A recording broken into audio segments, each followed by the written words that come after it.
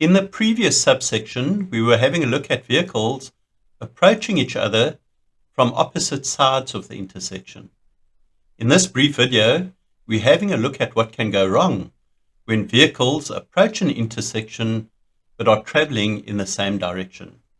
Let's have a look at the animation to start off with, and then we'll discuss a few points.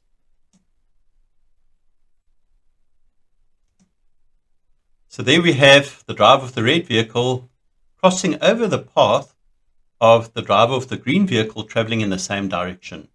Now there could be a number of variations on this. In this case, it's a driver in the external lane crossing over the path of the vehicle on the inner lane. It could be vice versa. The driver in the inner lane wanting to turn right and crossing over the path of the vehicle in the exterior lane. It could be just a single dual lane going in either direction. And so we've got a vehicle traveling, wanting to turn across the intersection, but another vehicle coming up behind it and overtaking in the intersection. That would cause a collision as well. Or it could be on the other side of the road where it's a single lane going one direction, vehicles wanting to turn to the right, and then we have another vehicle behind it trying to overtake on the shoulder of the road and landing up with a collision as well. So the main thing is that we've got vehicles traveling in the same direction. One vehicle crosses over the path of the other vehicle in wanting to turn, and we land up with a collision.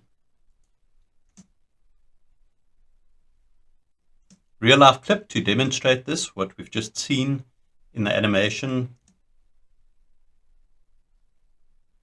The driver of the yellow van turning across the path of a vehicle traveling in the same direction right at the intersection. Now I just want to go back a section because there are a few points that I want to highlight. Firstly, from the yellow driver's perspective, and then also from the camera's perspective. So starting off with the van driver, this is a point that I've mentioned a number of times in previous videos, and I'll continue to mention this very same point in following videos, and that is never to indicate at the same time that you actually carry out the maneuver. So let's just run the video and you'll see at what point he actually indicates the driver here. There we go, indicates, and already the wheels are slightly turned. He's carrying out the maneuver at the same time or even before starting to indicate.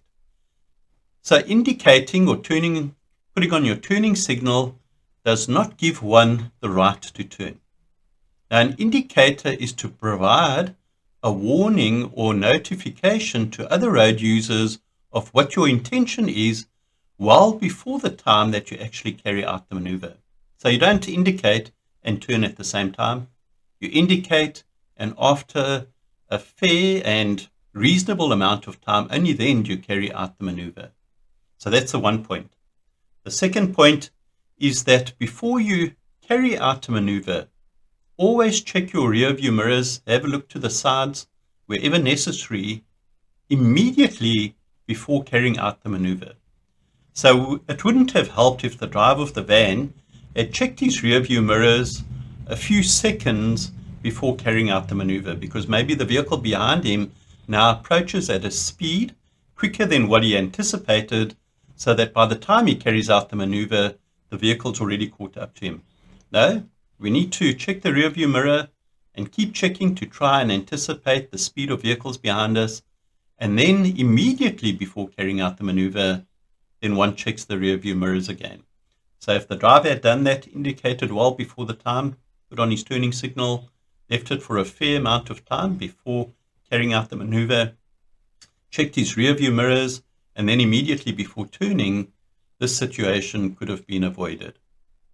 From the camera's perspective, when entering or exiting an intersection, try as far as possible never to be adjacent to another vehicle. So there must be either a gap between yourself and the vehicle ahead of you, or a gap, insofar as you can control it, a gap between yourself and a vehicle behind you. So try never to be directly adjacent to a vehicle or even have part of your vehicles overlapping. And if we do this, then when somebody carries out an unexpected maneuver, well, then we'll be in that safety zone because we won't have that vehicle alongside us at all. Please like, subscribe, and get notified.